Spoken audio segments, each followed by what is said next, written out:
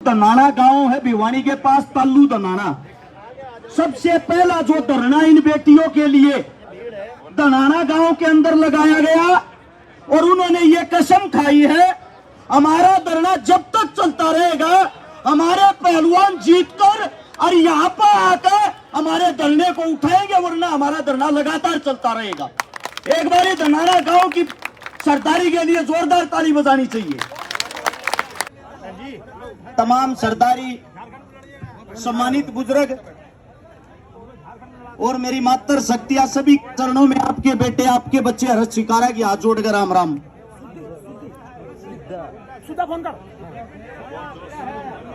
बाबूजी, बाबूजी, हेलो, एक बार हमने बोल लेने दो। यो माइक आप दे दे पहले लड़े लो। सबसे पहले तो अभी मेरे अंकल जी पिता समान सुरेश को माइक पकड़ के बतान लाग रहे थे, गाड़ा भोकन भोकन भाषण देना हो कि मैं समझान भी आओ।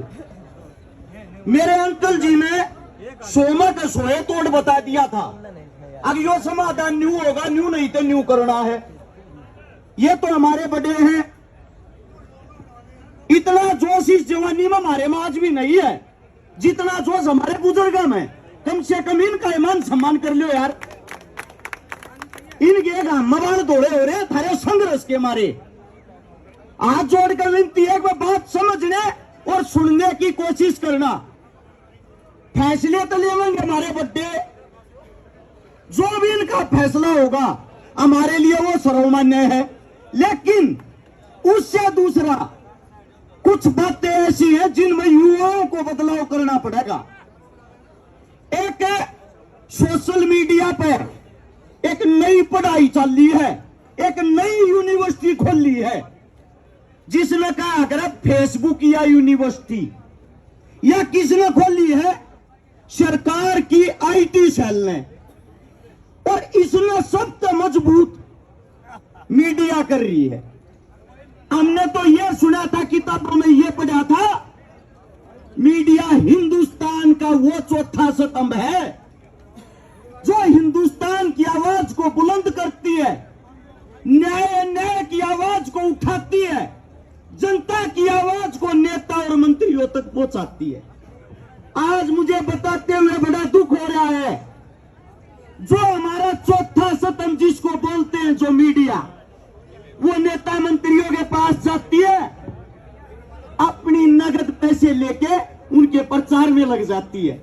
उदाहरण के साथ बताऊंगा, हाथरस के अंदर एक दलित बहन का बलात्कार हुआ। उस वक्त मीडिया चिल्ला चिल्ला के कह रही थी कि आपको सीबीआई पे भरोसा नहीं है, मीडिया दब के बदनाम कर रही थी। लेकिन उसके बाद जब वो केस सत्य हुआ, मीडिया के मुंह में दही जम गई। मीडिया ने बाद में किसी को पकड़ के ये नहीं पूछा वो केस सत्य था। ऐसे ही अजय मिश्रा का बेटा टेनी आप सबके सामने था।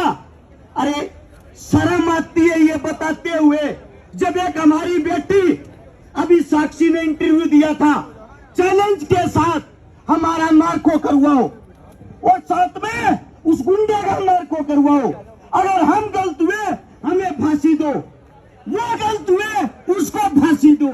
उसके बाद भी लोग क्या कहते हैं, ये तो विपक्ष के आदमी है। पहले तो हमें यह बताएं हमारा पक्ष कौन सा है। कुछ लोग जो हमें जातियों में बांटते हैं, सबसे पहले तो हमारा इतिहास पढ़े। जिस जाति को आप बदनाम कर रहे हो, उसी जाति के बेटे बॉर्डर के ऊपर सबसे ज्यादा शहादत देते हैं। उसी जाति के बेटे उसी तिरंगे में लिपटकर अपने घर आते हैं, और उसी जाति के बेटे जिनको यहाँ के 2 रुपए के भाड़े के सोशल मीडिया वाले टट्टू बदनाम करते हैं, उसी जाति के बेटे विश्व में जाके तिरंगे को ऊपर ले आते हैं। शर्म इस बात की आती है। एक छोटा सा उदाहरण बताता हूं, दिल्ली का इतिहास पढ़ना। दिल्ली का एरिया मात्र 3 से 4 किलोमीटर का था। इसके अंदर 360 खापे आज भी हमारी बसाई हुई है। इसी दिल्ली के अंदर लोग जब हमारे को ये कहते हैं ये विशेष जाति के, उनको ये बता देता हूं, हमने यहाँ दिल्ली पर जब बार बार हमले हुए, हमारे बुजुर्गों ने हमारे लिए अपना रक्त बहाया है, रक्त से इस दिल्ली को सींचा है, और आप हमें देशद्रोही, आप हमें उंगली उठाते हो जब हमारी बहन बेटियों पर कोई बात आती है। आप लोगों को बताता हूं, मराठा और ब्राह्मण सेना 1761 में पानीपत की लड़ाई लड़ने के लिए आए थे।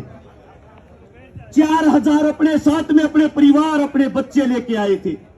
जब उनकी उस युद्ध में हार हुई, उस युद्ध के हार के बाद उस वक्त के हमारे महाराजा थे, महाराजा सूरजमल, जिन्होंने जिम्मेदारी ली थी, ये बहन बेटी ब्राह्मणों की हो या पेशवाओं की, इनका जिम्मेदार मैं हूं, इनको घर तक मान सम्मान के साथ मैं पहुंचाऊंगा। उसके बाद उन्होंने अपनी सेना को आदेश दिए, वो जो क्षेत्र था जहां पे वो महाराजा साहब जो पेशवा थे, उनका जो अंतिम संस्कार किया गया, वो रोहतक के पास हमारा सांगी गांव है। आज भी हमारे बच्चे, हमारे बुजुर्ग वहां माथा धोते हैं, आज भी हमारे बच्चे वहां दूध चढ़ाते हैं। हम इतना मान सम्मान उनको आज भी करते हैं। और उनकी जो बच्चियां थी, बेटियां थी, हमारे रोहतक के और हिसार के जो मान थे, जाखड़ थे, दैया थे, गुड़िया थे, पुड़िया थे, गिल थे, इज्जत के साथ यहां से सेना जाती है। उन 4000 बेटियों को महाराष्ट्र में मुंबई से 180 किलोमीटर दूर मालेगांव नाम की जगह है, उनको वहां पे बसाती है। उन पे वहां के बसाने के बाद उनके पति खत्म हो गए थे, मर्द मांस खत्म हो गए थे। उन बेटियों की इज्जत के लिए वही रहना शुरू किया। तब वहां की जो मराठा सेना है, जो मराठा साम्राज्य था, उन्होंने एक फैसला लिया, हमारे से भी ज्यादा हमारी बहन बेटियों की अगर किसी ने इज्जत करी है, वो इन हरियाणा के, राजस्थान के जाटों ने की है।